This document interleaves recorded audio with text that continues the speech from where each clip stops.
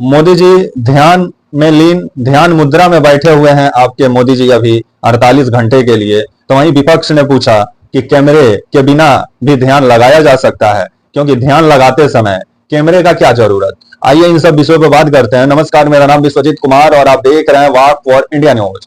आखिरी चरण के लिए जो मतदान 1 जून को वोट डाले जाएंगे, उससे पहले खबर आ रही है कि मोदी जी 30 मई को पहुंचे हुए हैं आपके तमिलनाडु कन्याकुमारी के प्रसिद्ध विवेकानंद रॉक मेमोरियल, जहां वो ध्यान लगाएंगे 48 घंटे के लिए। और जिस तरह से उनका विभिन्न फोटो सामने आ रहा है, जिस पर विपक्ष सवाल पूछ रहा है कि क्या ध्यान लगाते समय भी कैमरा का जरूरत पड़ता है, क्योंकि मोदी जी का भगवा रंग में जो फोटो सामने आया समुद्र के किनारे आपका, और उसके बाद से पल पल की जानकारी जिस तरह से मीडिया लोगों के सामने रख रहा है, तो ऐसा नजर आ रहा है कि मोदी जी जहां ध्यान लगाए हुए हैं वहां 50 गो कैमरा का मौजूदगी नजर आ रहा है। तभी तो मीडिया पर्पल की खबर दे रही है कि मोदी जी क्या कर रहे हैं, मोदी जी ये कर रहे हैं, मोदी जी वो कर रहे हैं।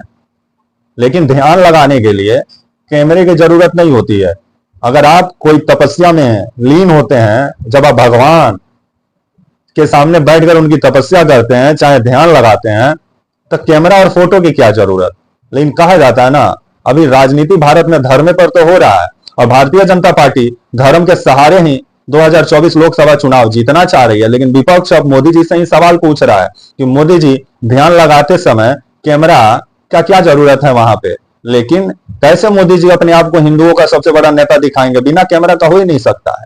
तो वहीं मोदी जी अभी 48 घंटा आपका ध्यान में लीन नजर आएंगे आपके जो कन्याकुमारी का प्रसिद्ध मंदिर है विवेकानंद रॉक मेमोरियल, जहां ध्यान लगाएंगे। और यहीं पर कभी विवेकानंद जी 1892 में ध्यान लगाए थे, अब मोदी जी ध्यान लगाएंगे।